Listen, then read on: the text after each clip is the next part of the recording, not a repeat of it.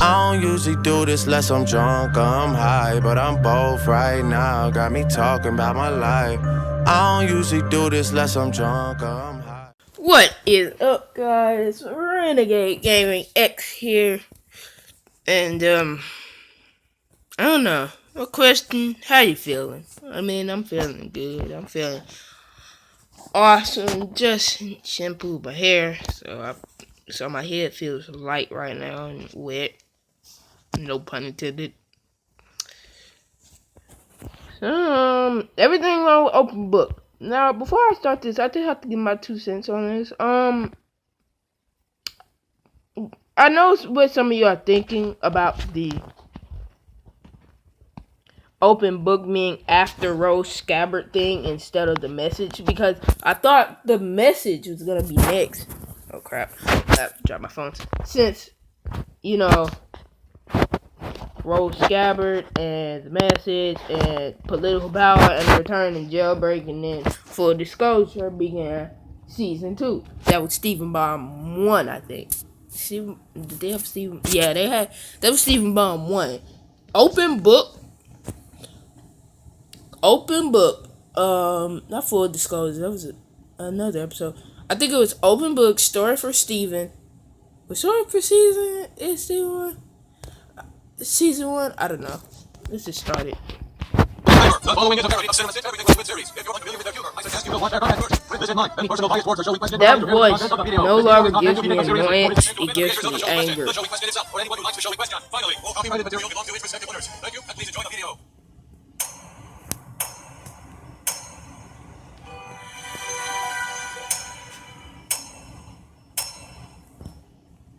What did you think of the ending? I thought it was on page 917. Already off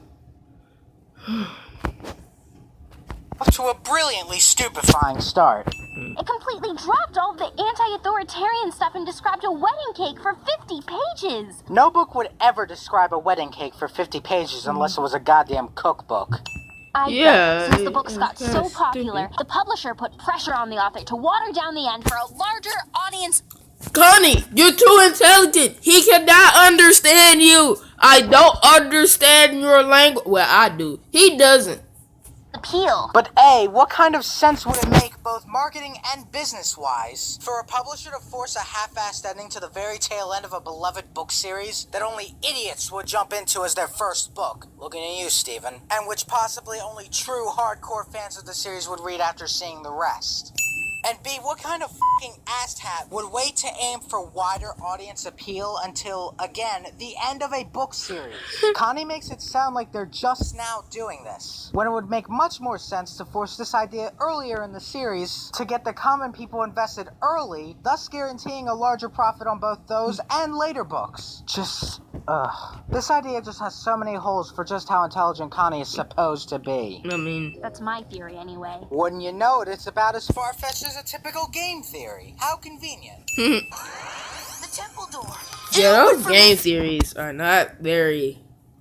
I don't want to say stupid, but I don't want to say they're smart either. I can make anything I want in there. I can make us a new ending. Did you just forget about the disturbing, creepy, and downright traumatizing experience? In the room just, 27 episodes ago? You know, I think I found the perfect comment to describe this phenomenon. Ladies and gentlemen, the trademark Steven Universe magic... Magic marking a ghost flying around the Steven stuff and stealing stuff made the characters for plot reasons to make the episode go, oh my god. Ex Machina ghosts are flying around and making the characters fucking asshats again just for the sake of plot contrivance. We can make anything. Anything? Anything apart from an actually good plot unreliant on forgetting past established plot points, apparently. Ha! How about half the Infinity Fair? Oh, that's still Infinity. The smart one, ladies and gentlemen. Ha! You should be Archimicarus. What, so he could shed the costume later and And marry marry you? I fucking... Marry you? I so wish that would have happened. Called it. You thought it was red? The color of the setting sun. The sunset's black over the mine, Steven. How did you expect him to pick up on that very minute detail? God knows he can't even read numbers. I mean. Without the familiar Archimicarus and Icarus are at the altar, about to get married, but we don't want that ending. Converse shippers want that ending, though. What the heck? It's like they knew that they wanted Stephen and Connie to be a ship. Wait. The show knows that Connie and Stephen are a ship. I just realized that whole scene was just a teaser to the fans that want Stephen and Connie to be together forever. They're not. After season 5, they're gonna go their separate ways. I don't know, let's just take a moment of silence. We lost Starco, and now we're gonna lose Stevani. Anyway, let's get back to the video. How about a different proposal, Lisa? A business proposal. We can start a business together and sell turkey legs to make money to help out our fellow rebel comrades. That's an even stupider idea than the marriage ending. You think it's okay for me to eat this if I'm a falcon? You are a bird of prey. Rose's room would be good at cinema sins. Okay, these permits actually got a decent chuckle out of me. What you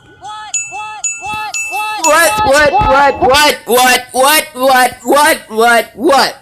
You knew this was gonna happen. You knew that going in the Rose room, this was gonna happen. Why did you go in there? You dumb idiot. What? Oh, for f***'s sake, we haven't learned from Lion, have we? Where is Connie? Of course Connie calls out for Steven right when he asks where she is. Man, those Ex Machina ghosts sure are a piece of work, aren't they? Wait, if you can still summon absolutely anything you want, why don't you just summon something you know will stop her? Like a giant, wide, and tall obsidian wall or something. The Coronavirus could probably think of something way better than that, but you get the idea. I mean... I know you like her, and I know you want her to like you too. See, okay, this is the part of the episode that gets me kinda angry. See, everybody's thinking that, maybe it could be talking about Connie and Steven, and maybe when Steven drops the ball, and he says, I like Connie, but he says, I like the ending of the book. Okay, I know it's contributes to the plot, because the episode's called Open Book, and they're talking about a book, but it's like they're teasing us. It's like the coronavirus is teasing us. Oh, it's just so ironic. Man, do you know what the fandom has done? They got the creator of the Lapidot ship, Lauren Zook, to get fired. And they're teasing us. This is their way of teasing us. You want to get one of ours fired? We'll tease you with our ships. Even though this episode, before Lauren Zook even came on, and before Lauren Zook got fired in the first place, but you get the idea. That's why you can't tell her the truth, but you want to! You want to tell her! Tell her, what? Steven! Tell her! I like the ending of the book! This is me! You f***ing shipping cock teeth! I know, right? Do you think I'm a bad person for liking the ending? Steven, it's just a book. Every fandom with some piece of media debatably bad in it that some people hate.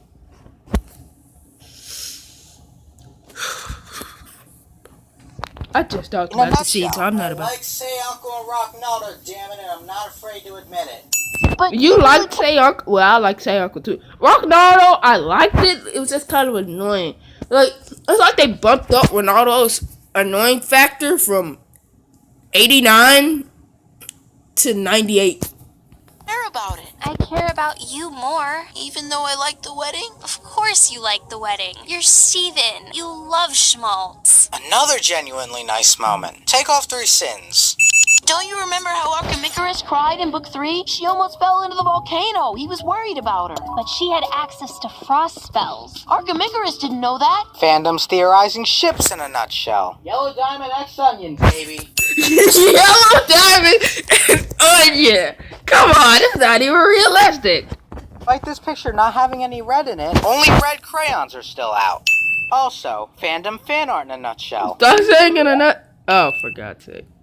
Oh, no. You're getting raped by a girl. Hold up, a boy getting raped by a girl.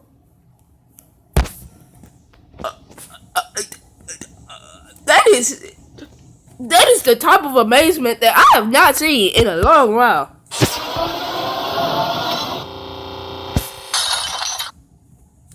What the actual heck? What is he doing here? This fucking supersonic bastard can't go a single damn thing right, can he? All his fans ask for is a simple video dissing the problems in the episode, and he can't even fucking pull that easy task off correctly. Sigh. Fine, considering I have some time before the summoning ritual begins, I guess I can take this incompetent chef head's place for a little while. Let's take this back a bit. First of all, it is shown earlier in this episode that Connie can very censor. Clearly hears Steven from inside the costume shop, despite making her Lisa costume in the process. However, if this is the case, then how come this censor bitch isn't able to hear both the fake Connie being created and the fake Connie herself talking? Connie must be one deaf-ass mother censor. Ding. But let's give Steven censor buddy the benefit of the doubt. Let's say that she was diagnosed with a crippling case of selective hearing disorder and didn't hear this newfangled fake Connie. However, even with this generosity, Steven should be able to not be a censor, dumbass, and question how real this new Connie actually is. Let's take another trip back to this quote from the sexual tension duo. Even her childhood tunic. You thought it was red? The color of the setting sun. The sunset's black over the mine, Steven. Now, look at the color of the robe of the fake Connie. This fake-ass female dog is wearing a red robe and not the black robe that she said she was wearing. Since the room generates objects in the way Steven thinks he sees them, it is now very easy to see this Connie is about as non-existent as the light bar on Rebecca Black's Friday.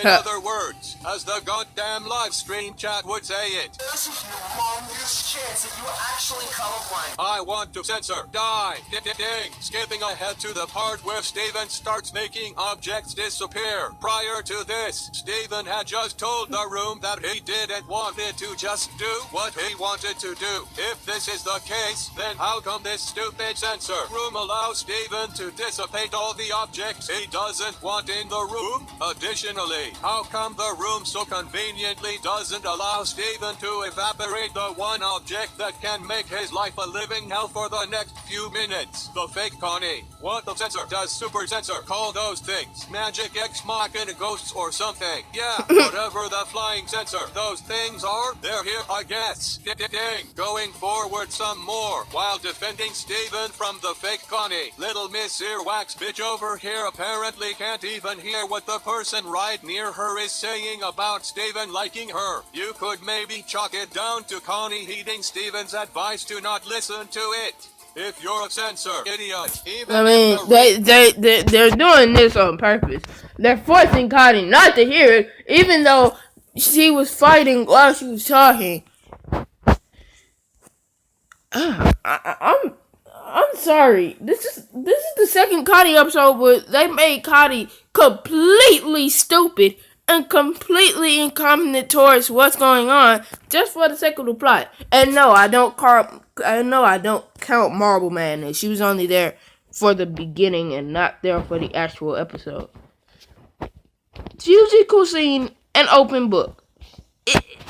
It's you can't make Connie dumb. I'm sorry. You can't make her dumb.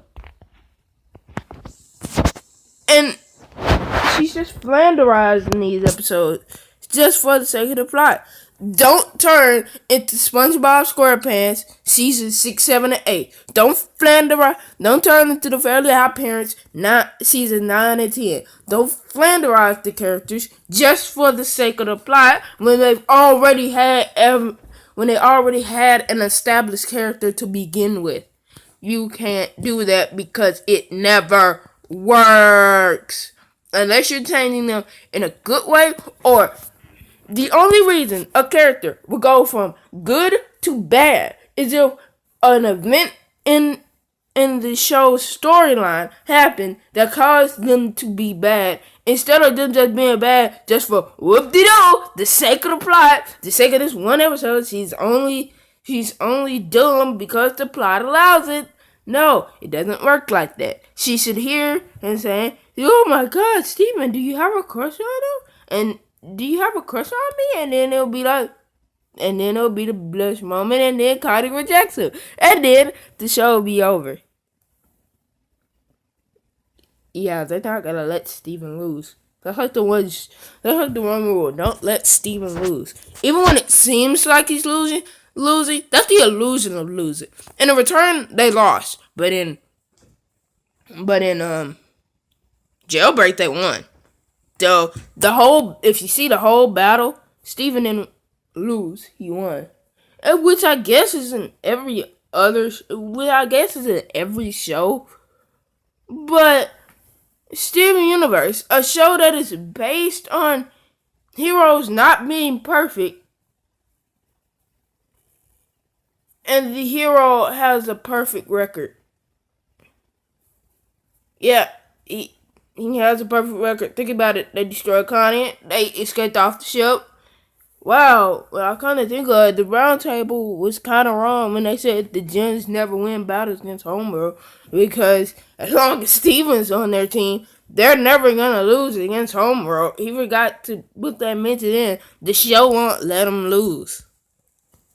Dang, I even forgot my point there. I just had to shoot that out there. Let's continue. The bitch tried to not listen to the fake bitch. Surely she should have heard at least the "I know you like her" part of it and censor questioned it a little. Instead, it just seems like she turned off her brain and all her sensor bodily functions for the minute or so this whole ordeal was going on. Ding. In fact, while this whole fight is going on, why in the name of hell is Steven just laying there and doing censor all to hell? Sure, he is pinned down, practically on all fours awaiting punishment. Sexual innuendo intended. But surely Steven could do something as goddamn obvious as putting up a bubble, trying to roll out from under her, or possibly even summon his shield if he is emotionally stimulated enough. Sexual innuendo intended. Bruh. No, instead Steven decided to roleplay as a pretty pink bitchoid in distress, which is censor, full censor, and me. And now, for my final trick, I shall not only pull a dick out from under my magic triangle, but I shall also say how much of a bull censor claim Connie being the smart one truly is. I just explained that.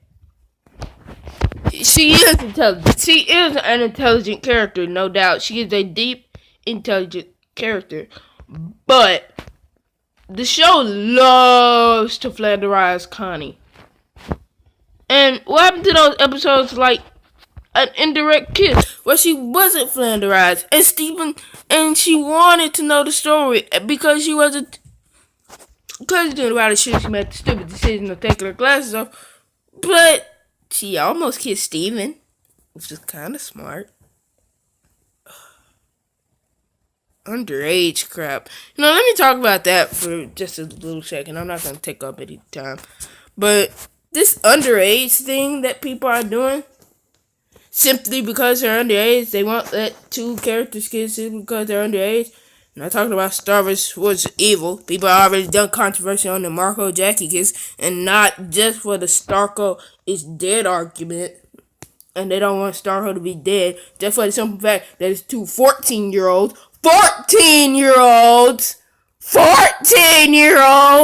kissing.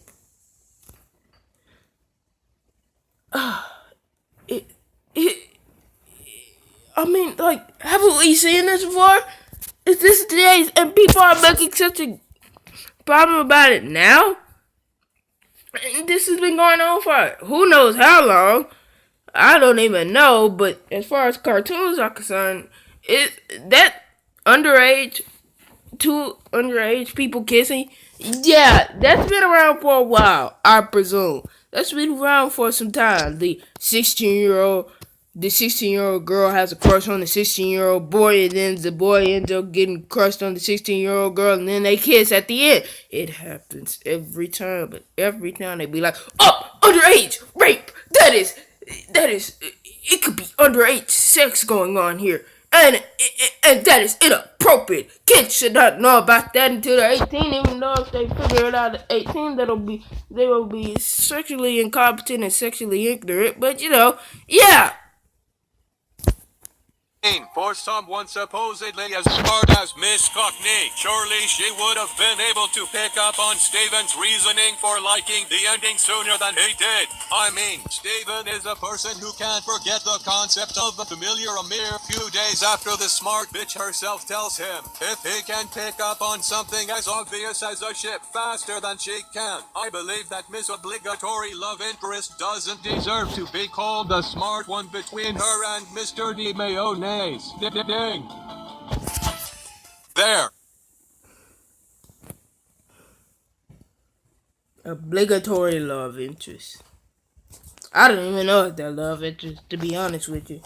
I call Lapis and Peridot a couple before I can call Steven and Connie a couple because Steven doesn't know what love is. No, he doesn't. No, he does not. Anybody who's gonna bring up the episode Mr. Greg, he does not. Do you know who Greg and Pearl?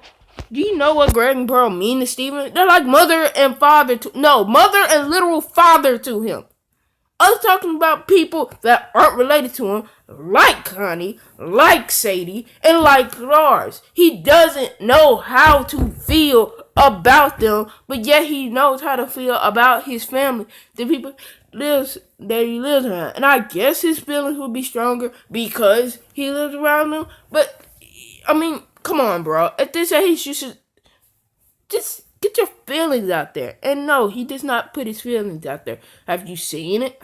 Have you seen Lars and the Cool Kids? He was just letting... He even admitted to letting Lars crap, the stuff that Lars was doing, pass by him. And he was acting oblivious to it. He doesn't know how to do his emotions. He just doesn't. He doesn't. You think that he does, but he doesn't. The show just gives him the illusion of being this smart, emotional dude, when in all reality, he's as emotionally ignorant as your typical 14-year-old. And I'm not talking about Star Marco and Jackie either. I'm sorry, I just had to make that comparison. That is how you properly tear apart a Steven Fuckboy episode. Don't worry, ladies and assholes. I shall punish Supersonic 1014 for his sins against the Steven Universe community very shortly. Just you wait.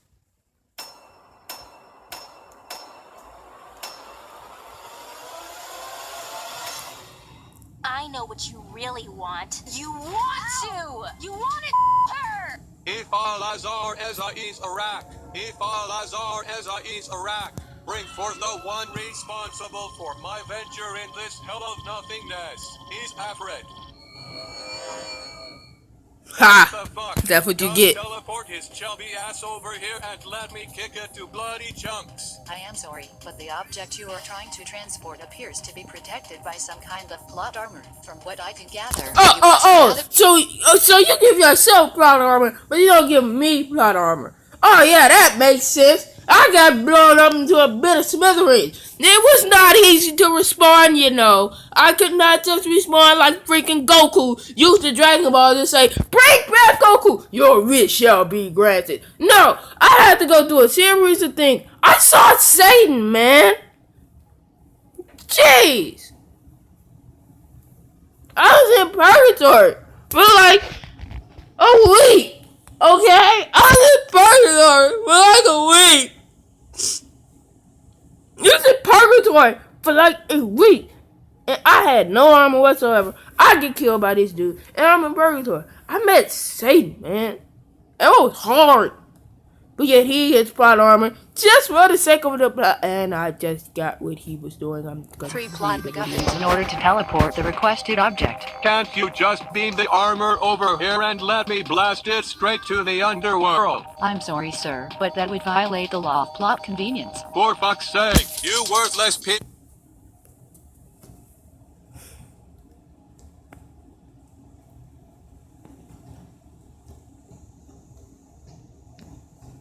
You, I'm not. So technological garbage. Sigh. Guess I'll just have to play this like the Legend of Zelda. Alright, where the hell are these ass pains? Under the law of plot convenience, I am allowed to transport the 3 boxes containing these items to your current location, along with telling the 3 clues needed to solve the riddles. Well then, plot convenient hologram, bring forth the first riddle, and I shall solve it with my raw sexiness alone.